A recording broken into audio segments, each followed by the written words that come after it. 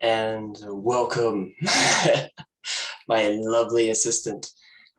Today, we're going to be talking about grief and the taboo around grief. And definitely get more in the sense that it's like grieving, quote unquote, properly for things like people, animals, and those kind of situations where it's where you may have a different idea around grief or you have a different view on grief. So you don't have that same kind of relationship where it's like, oh, I'm miserable for weeks on end or a year on end. So other people look at me and are like, yeah, that person's like dealing with grief instead of like putting it aside and going numb to it.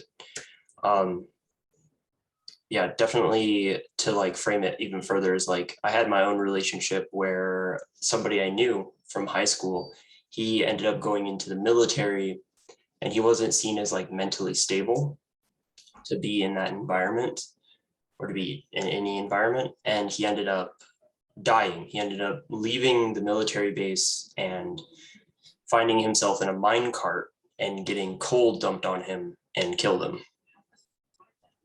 But the way that I grieved was to accept that other people around me really wanted to cry and were trying to stop themselves mid-grieve.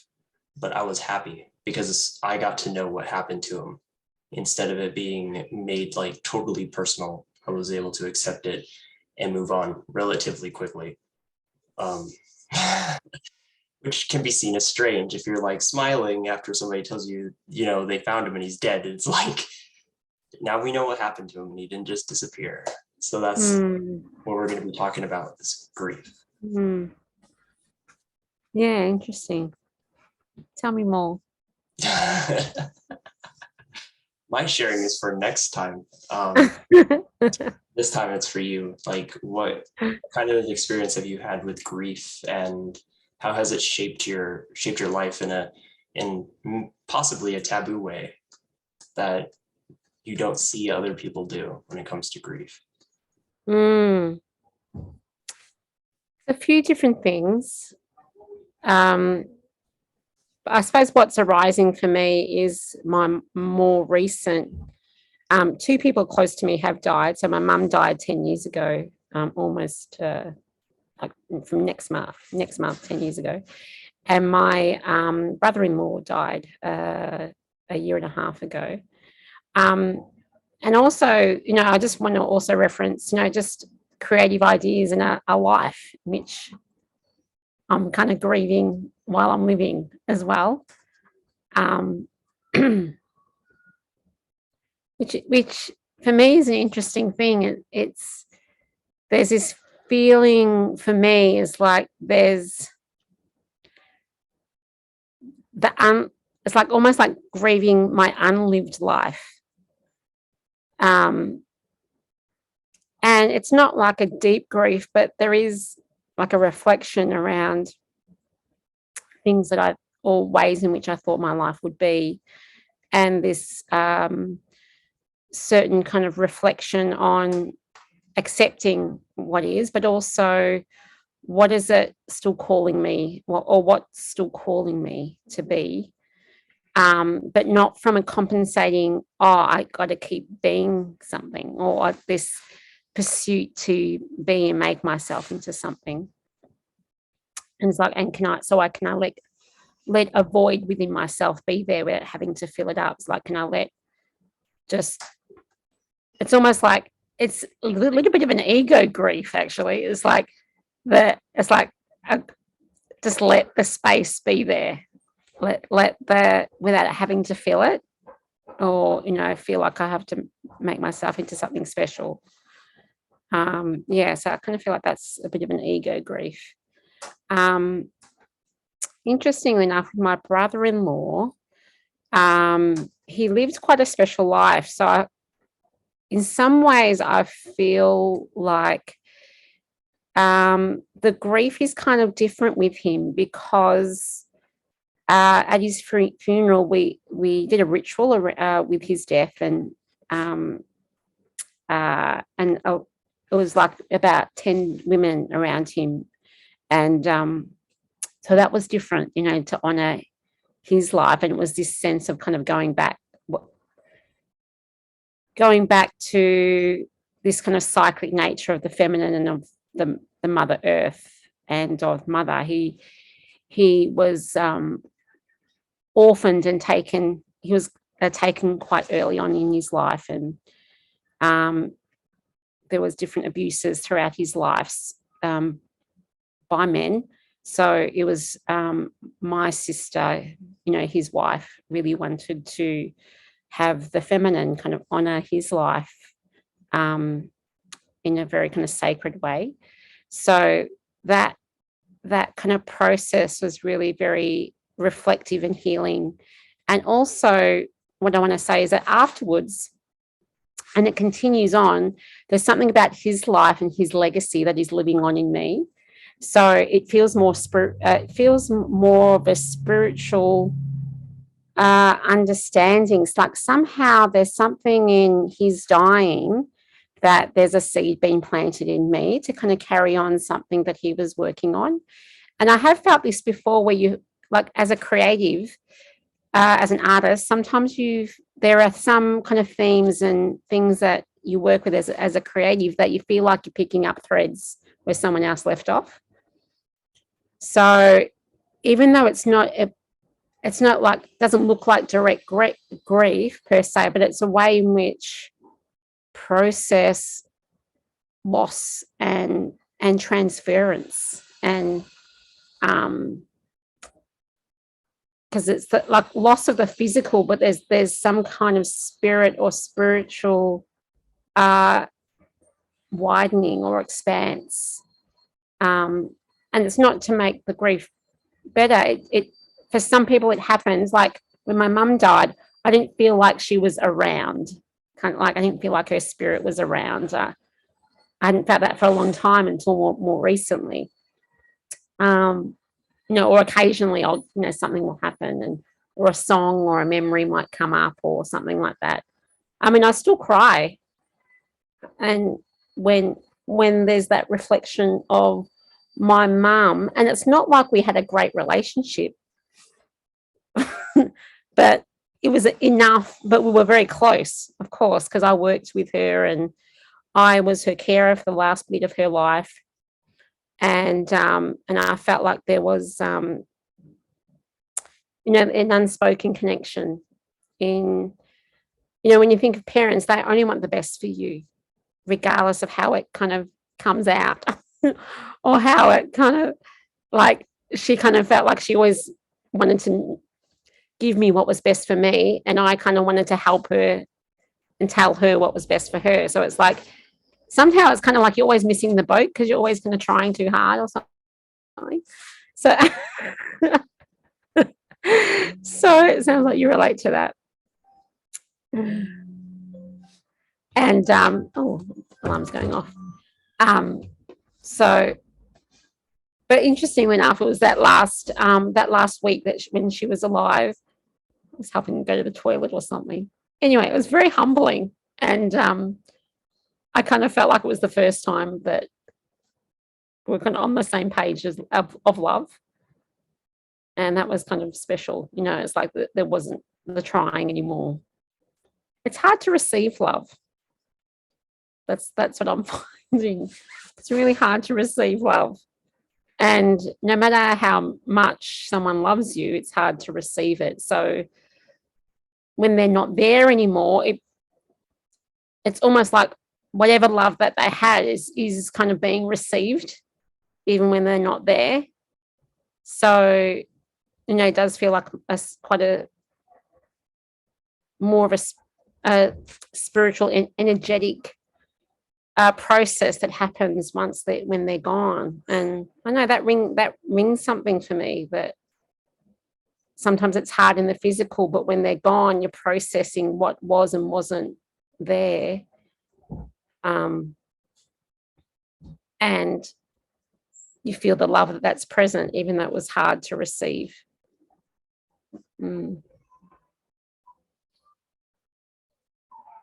Yeah, I absolutely resonate with that, because there was a time in which My mom went through back surgery, so she needed somebody to be there to support her. And my dad was working, and I don't know what my brother was doing, but he wasn't involved in it.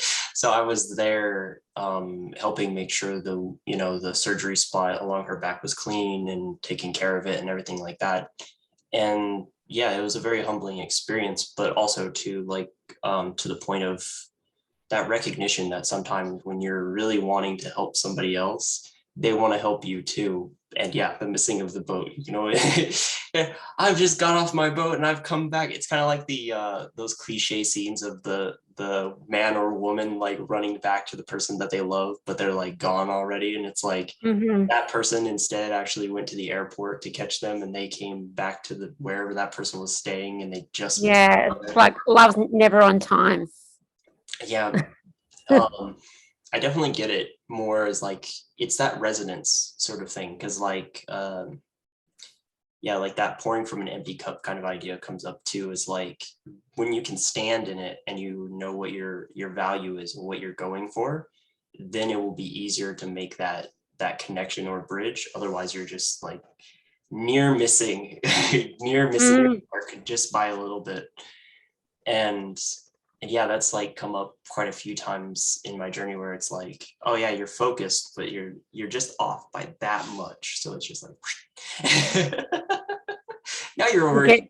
Yeah, our ego jumps on something and then makes it all about something else. That happens, when, especially in these close relationships, you get triggered so quickly and easily. Mm-hmm. And definitely what you were sharing about like grieving and like instead treating it as like the ritual that somebody would have wanted instead, that really stuck out to me, because it was like, yeah, like if the entire time he's been trying to like keep up with the masculine side of life just for it to like really destroy him, it's a really beautiful send off to have your other half to recognize that feminine was there for you. Yeah. You were really trying to rough it as masculine. As we know, it's like you can be too active and you can be too receptive, and it can just mess you up both ways. Yeah. It's really beautiful. Yeah, it's interesting with grief because it's like it's this subterranean. I'm sitting outside now. They've got the kind of workmen out there. Anyway, it's like this subterranean kind of feeling, and it can pop up at any time. I think with grief, when someone, because obviously, my sister is still grieving, and it is a process.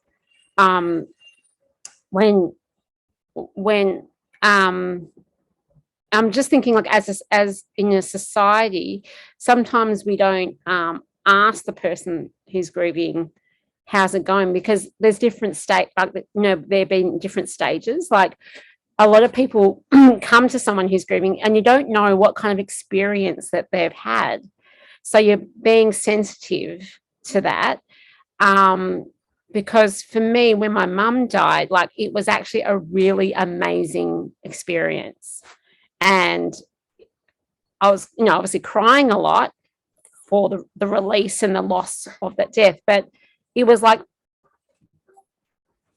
I'd say probably the most spiritual experience I've had. Like, there was so much love in that room when she passed over.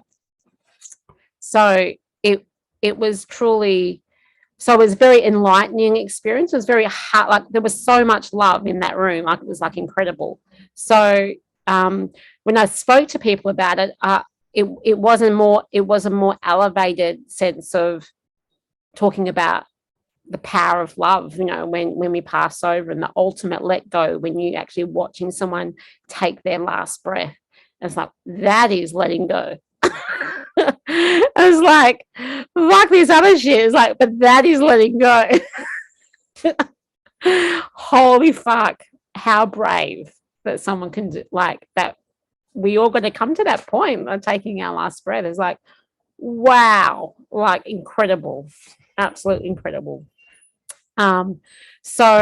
But everyone's experience is different, and everyone is experiencing at different stages differently as well. So just I think it's that thing of when you're inquiring about someone who has had a recent loss, or actually everyone's had a loss at some point, but there are some people that you still can't talk to them about their mum or their dad. Like they just kind of well up and off they go.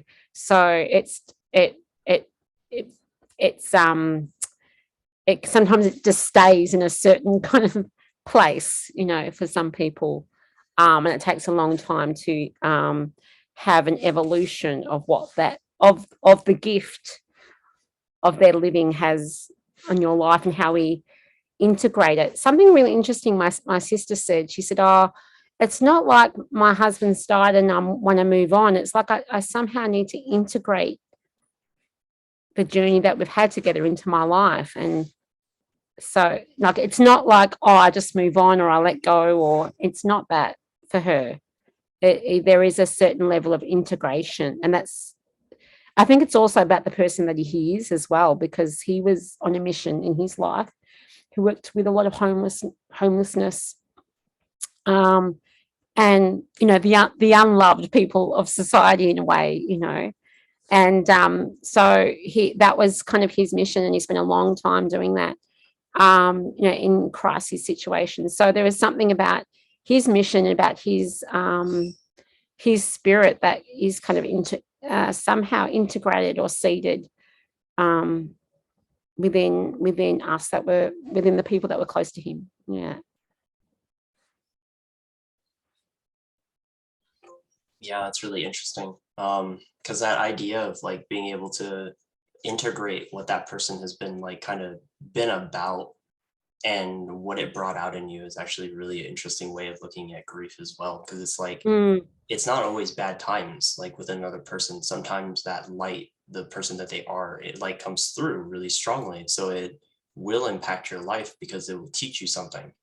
And it's like everybody here is on earth is a teacher in some way, shape, or form. So they're always teaching you something.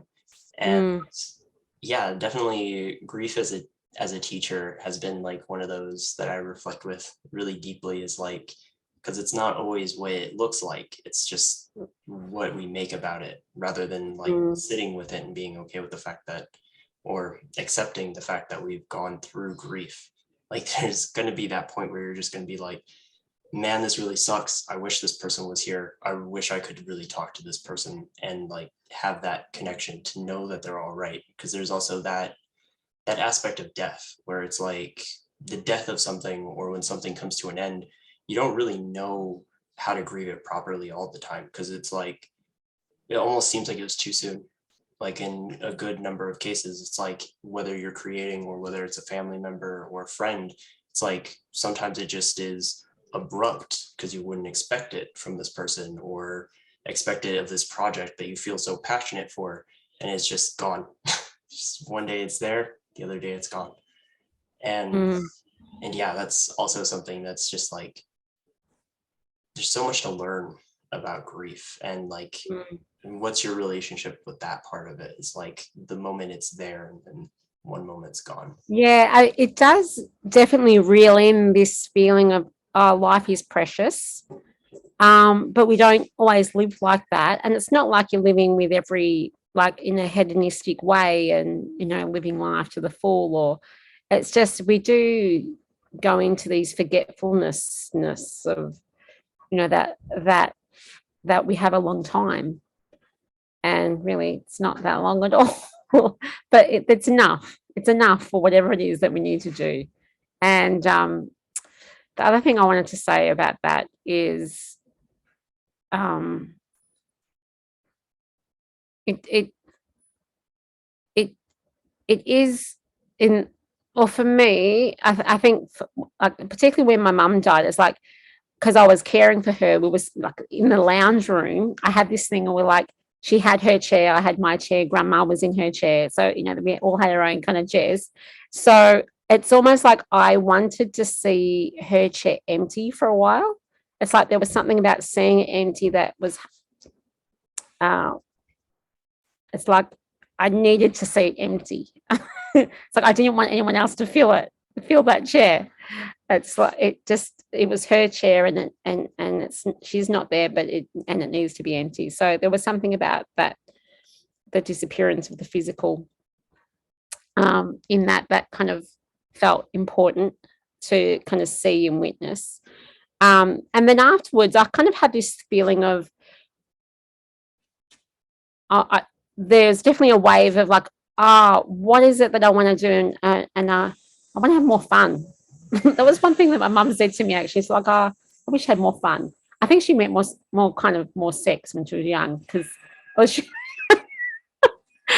think because she fell in love easily, and she was engaged a few times, but it was a time in which, like, you don't do one night stands. Do you know what I mean? Like, it just wasn't that era. Like, she was at I think she left home and was working in the city, and there was this like a place for women to live, but like they didn't live in units by themselves. It wasn't but it was like run by the nuns. She was in it like maybe early 20s or something, but like the nuns would be walking up with the gentleman, and like he wasn't allowed to go into the room. Like, this is like in the early 20s. So there was a lot of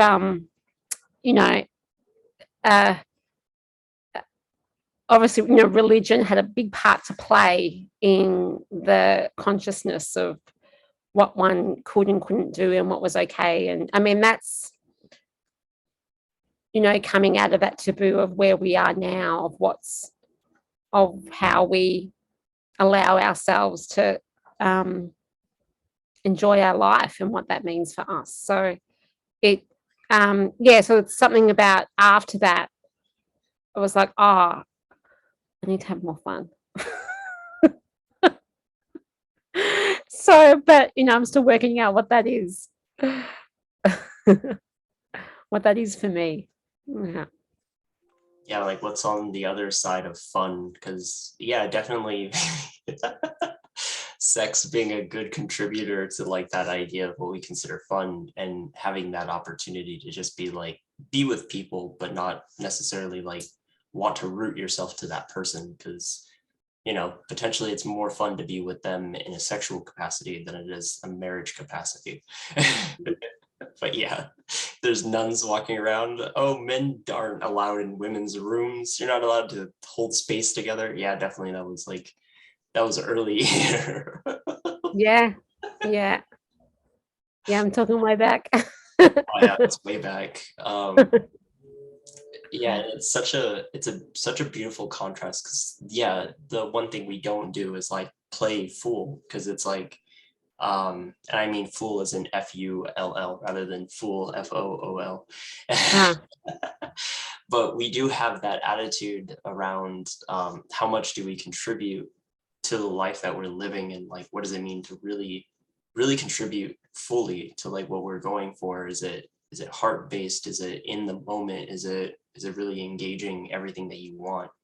So yeah, like fun and grief, like these two things, like they seem very against each other, but they definitely, from your share, they definitely seem like there's like a partnership and a unity between the two. Because like definitely that I wouldn't say a regret, but like the one thing that person would be grieving is like, I wasn't in my heart enough. I wasn't willing to like entertain myself to the fullest of what I was capable of.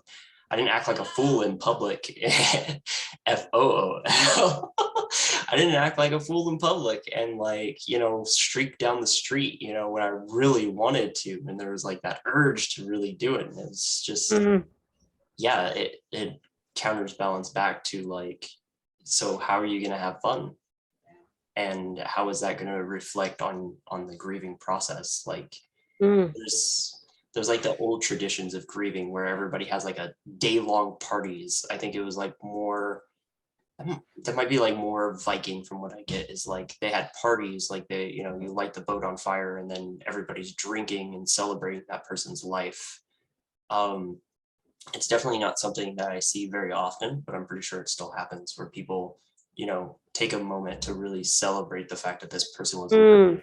Well, usually there's a funeral and then there's the wake, and the wake is when everyone gets like shit-faced and remembers. Do you use that saying in America? Okay. Yeah, and it's really a celebration for the person, yeah. Where the funeral is the grieving and the symbology and the ritual and and different people like reflecting on the life thereof, and different people offering something, contributing something to that, um it helps with the first part of the closing story. It's not the end. It's kind of almost marks the beginning of, okay, marks this person has the physical person has died, yeah. And then then's the unknown of what happens next. And I think a lot of people do have a real catalyst time in rethinking life and doing life differently, especially if it was a long-term partner. That's a huge thing, yeah. To recalibrate and integrate, and remember who we are as individual and collective spirit. So it's in relationship to, I'm just trying to think of relationship to taboo, what would be we're thinking about grief, that you don't see many people wailing on the street. It's like, and it's kind of like scary because it's like someone's showing grief, and please don't show grief because I don't want that to touch my grief, because everyone's got it. Everyone's got that bit underneath the carpet that says grief on it. And it's like, don't press that button or else. It's like, because it feels like this wellspring that's going to be cracked open, and not sure when that stops, for whatever reason. The wailing of women, I don't know but there's been, when we talk about grief, I think a lot of people can relate to relationships. There are plenty of time when their whole journey around love and heartbreak and the places that it hits within ourselves, that there are many tears have been shed in relationship to that. Good, bad, whether it was a good relationship or not, it's still grief. Like, it's still, it could be the most toxic relationship, but there's still a grief, because it's like, fuck up, like it's like I fucked up, or they fucked up, or it was so fucked. Like, sometimes you grieve that thing of like, I can't believe I didn't love myself. Like, I can't believe I put myself in that situation. And you're grieving that part that actually doesn't love yourself. But it's like, oh, I just spent years in this kind of dynamic, or just not honoring who I am, or like giving myself over, or denying what was true for me. All sorts of reasons, there's, it's not just about the other person. It's just like how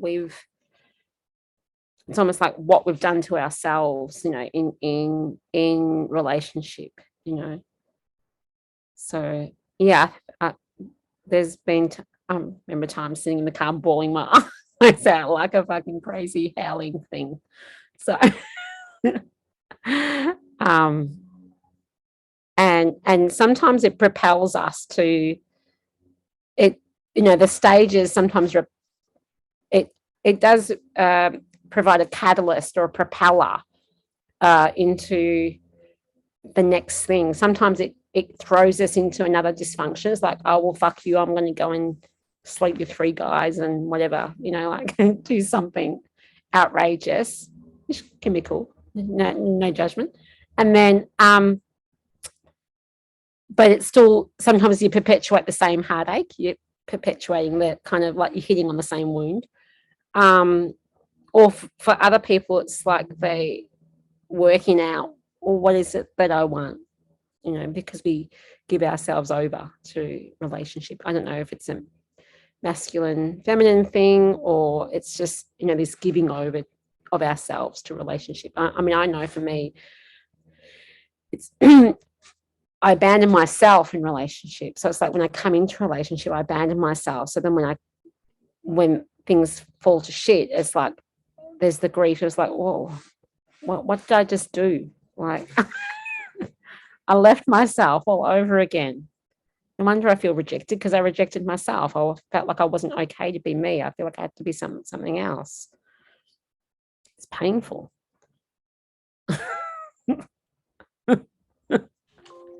How many times do we have to learn?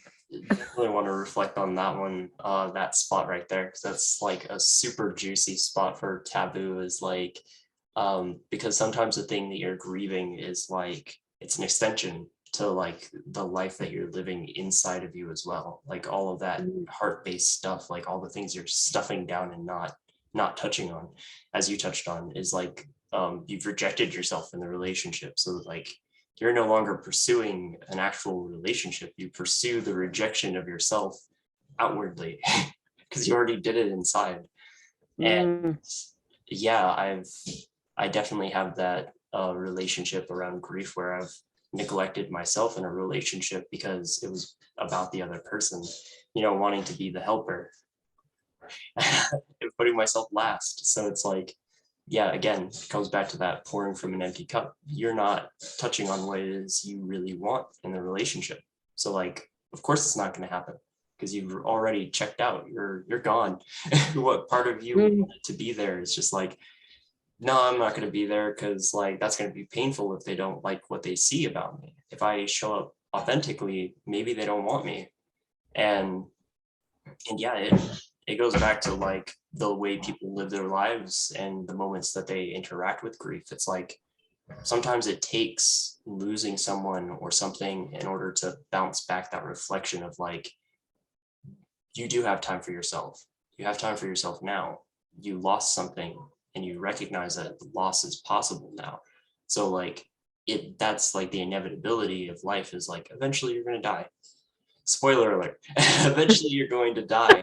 And grief reminds you that you have that limitation. Eventually you're going to hit that limitation. But what are you going to do in the meantime? Like what about you is going to live on and grow out of the grief that's there? Because we all have it, as you said, underneath the rug. It's like, don't press that button. don't change that dial. We do not want to. Yeah, so like that part of us that like rejects it heavily is like, oh yeah, eventually I'll know grief, but first I'm going to stay in my head or like exist out there somewhere, wherever that is, either underneath a lot of women or underneath a lot of guys. No matter what your preference is, like the option is out there. Everything. You choose to be alone and drink yourself into a stupor. Like all of these things, like they're just, where you find yourself abandoning your ability to stay with it, rejecting yourself. So yeah, when it comes to like bringing it back on topic, it's like, to further go into it and explore the taboo of grief is like, how much of it is just a reflection of what's going on inside of us? Like how many times has it just kind of like crossed your mind before you lost somebody, or like while you're in the process of losing someone? Did it just like reflect something back to you, like as like a mirror?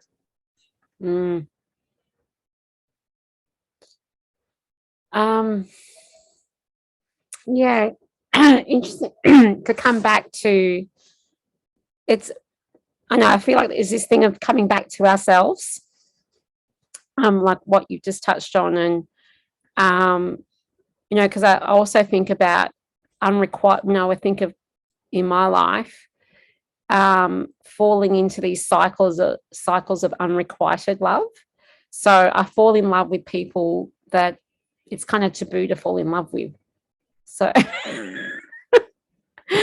but I think that it's this thing of like, I can't have what I want, and so it's like I set it up, but I can't have what I want. So and and then it just triggers an enormous amount of grief around that. It's like, oh, I can't actually have the love that I want, or the be tender, or it to be easy. It's like I have to make it difficult somehow, and complex and taboo. So it it becomes, like a whole nother story. But yeah, and there's like, it feels like a definite ego grief playing out, around it all. But it it continually asks for deeper reflection, because it's like, I don't want to keep playing the whole thing of what about me, but I do. I keep playing it over and over again. Anyway, so yeah, it the only place to look is inside, about what that story is and how it's playing out, and why why I set it up like that.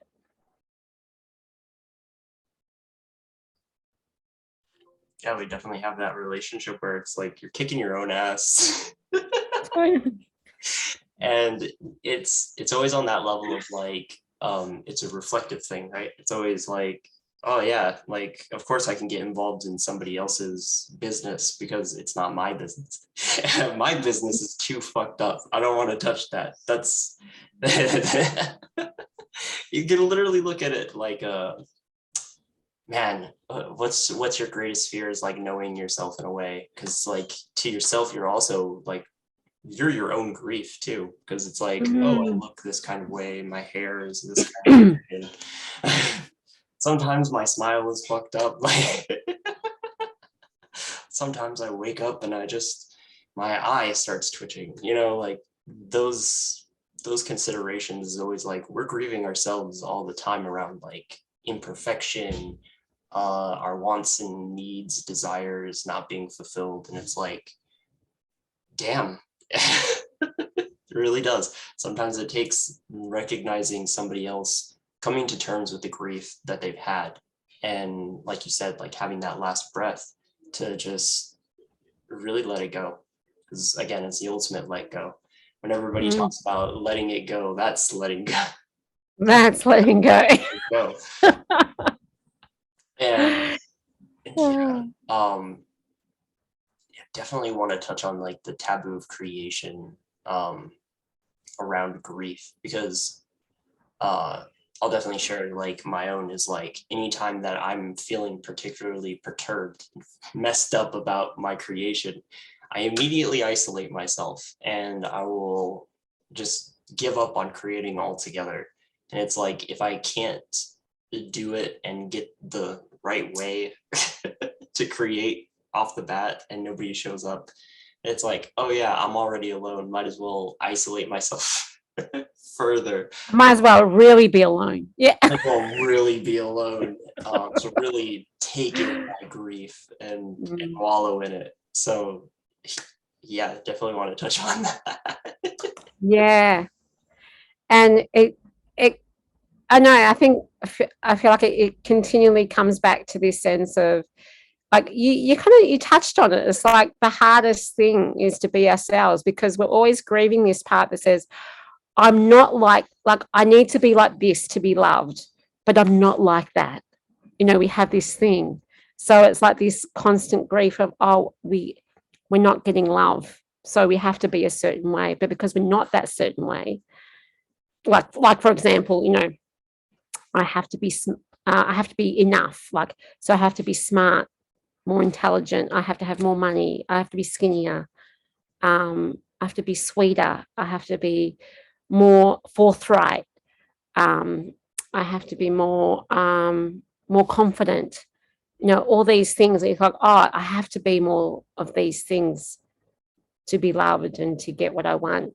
And if I feel like I'm not those things, it's like grief. Because like, oh, well, then I can't. I'm fucked. I'm never gonna get love. It's this like a victim cycle.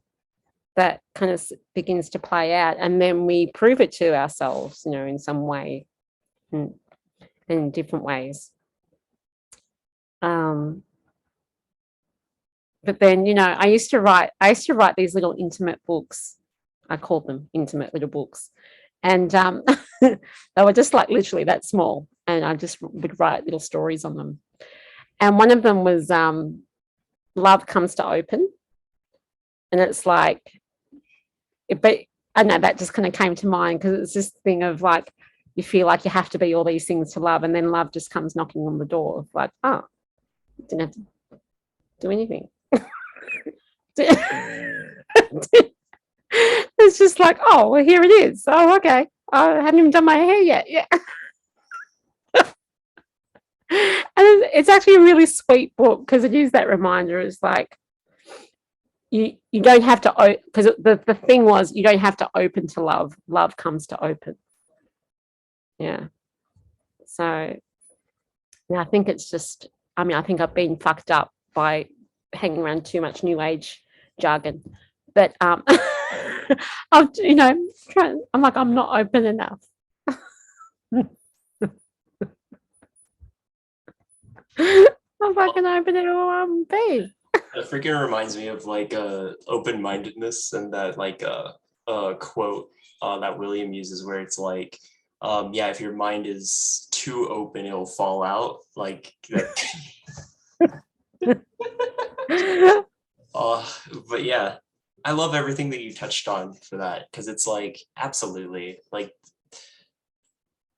what was it? It was also healing as well. It was like that idea that like creation is actually what heals you rather than like going out of your way to like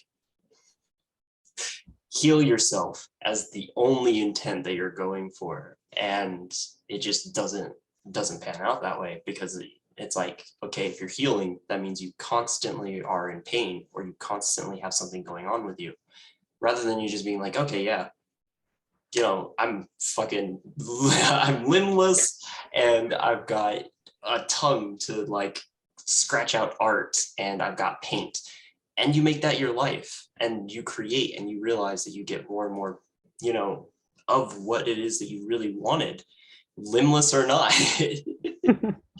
But yeah, there's like so much gold in what you said. Like there's always like that that kind of like adoration for love and that recognition of love, but it's like you can just love and it will come to you anyway, like because you've already opened the door. And the thing that I'll reveal for this first part, because I find it very fascinating, is grief is actually to burden as its original meaning in Latin. So we to burden, is that what you said? To burden. Yeah. So literally like every last bit of like what you reflected touched on that absolutely is like when we see grief, it's like usually you get the idea of like, a widow or somebody who's lost their parents or a friend, but it is literally to burden. And it's interesting because like also part of the conversation is like what you do to yourself because it comes back to you. You feel burdened. You feel like the burden. So you're too burdened yourself with people's passing, with the things that you didn't get right. The fact that your hair's fucked up, but love is at your front door, like knocking ferociously. Yeah, I haven't brushed my teeth yet. I'm not going to open that door. Yeah. Surely it can't be possible. Yeah. Sure. Yeah. Surely there's one more thing I have to get right for it to happen. Absolutely. You're just that one thing. Yeah. And by the time you get around to opening the door, like the knocking has stopped and you're like, okay, yeah, I'll just go back to bed then. Yeah. Oh, that'd be right. Yeah. They didn't want me anyway. Don't want me anyway. You put on like several different coats. You've put on several different pairs of pants just in case. You did everything in the gamut for answering. How do you get ready for it? How do you get ready for love? Just become it. You own the fact that there is love somewhere inside of you. Yeah. Down in your darkness of darkness. I think it just terrifies me, actually. Yeah, it does. And it terrified me Uh, for a good reason. There's always like that idea of like, um, what traumatized you as a kid. It's like that mm, may not be relevant anymore, but you're still haunted by those nightmares. But all mm, thing is like, this is your boundary line. Please don't cross the yeah, boundary line.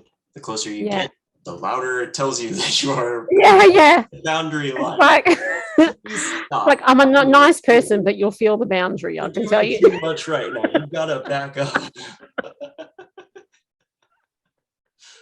Love is I have personal space. Yes. love is on the other side of that. Fuck off. Don't go there. You fucking do it. Yeah, pretty much. Scared as hell. Oh, yeah, absolutely. But yeah, taboo of grief. I love this topic, and I'm definitely looking forward to talking about it next time. Yeah, beautiful. Yeah, thank you for your share, Kathleen. It Yeah, was beautiful talking. there was a thread to unpick. And it was quite Went to different places. Yeah. as long as it ends with us both smiling, I'm pretty sure. Yeah. We got somewhere.